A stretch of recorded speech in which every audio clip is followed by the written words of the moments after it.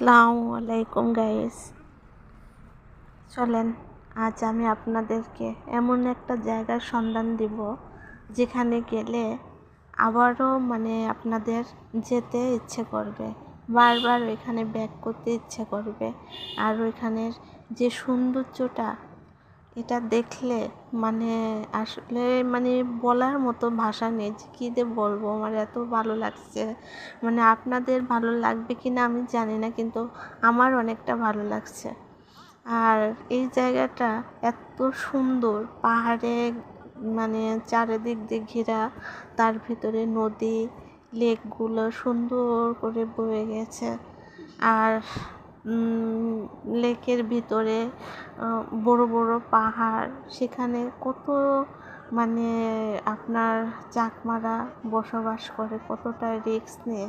আসলে দেখলে তো মনটা ভরে যায়, দেখলে তো মনটা ফুরফুর ফুরফুর মেজাজে মনে হয় আকাশে বাতাসে উড়ে বেড়ায় সেখানে, পাহাড়ে পর্বতে। কিন্তু এটার ভিতর অনেক দুঃখজনক, অনেক কিছু ভাবার, অনেক কিছু দেখার আছে, যা আমরা ওইখানে যে আমরা অনেকেই বুঝতে পারি না, কিন্তু অনেকেই আবার অনুভব করি যে আমাদের জীবনটা কত সহজ, কত সহজভাবে আমরা চলাফেরা করি। একটু মনে করেন রাস্তা ভাঙা হলে, পানি জমলে কত কিছুই না মানে যে এটা তৈরি করে তাকেও বকা দিয়ে থাকি আমরা আসলে। আর পাহাড়ে যারা বসবাস করে আমরা ওদের কথা একদমই ভাবি না। দেখেন ওরা কত বড় উঁচু উঁচু পাহাড়ে বসবাস করে, ওইখান থেকে নিচে নামে ওরা হাট বাজার যতই আছে, এই কাপ্তাই লেকের এসে সাইডে নৌকা নিয়ে এসে ওরা ওইগুলা যা ঝুম চাষ করে ওইগুলো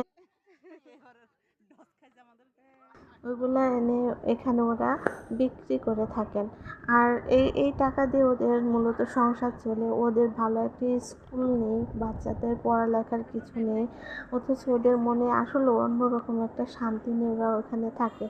আর এই লেকের যতগুলো পাহাড় আছে, আপনি ঘুরবেন ঘুরবেন মনে হয় না যে এই পাহাড়গুলো শেষ হবে, এই পানিগুলো শেষ হবে। আর যদি মন চায় একবার হলেও ওই লেকে এসে ঘুরে যাবেন। আমি আমি সম্পূর্ণ ভিডিওটা দিতে পারলাম না, কিন্তু নেক্সটের ভিডিওতে আরও কিছু থাকবে দেখার মতো। দেখলে বুঝতে পারবেন যে কাপ্তাই লেকটা এত সুন্দর, এত কিছু ভাবার আর এত কিছু অনুভব এইটার ভিতরে লুকিয়ে আছে, না দেখলে বিশ্বাসই করতে পারবেন না।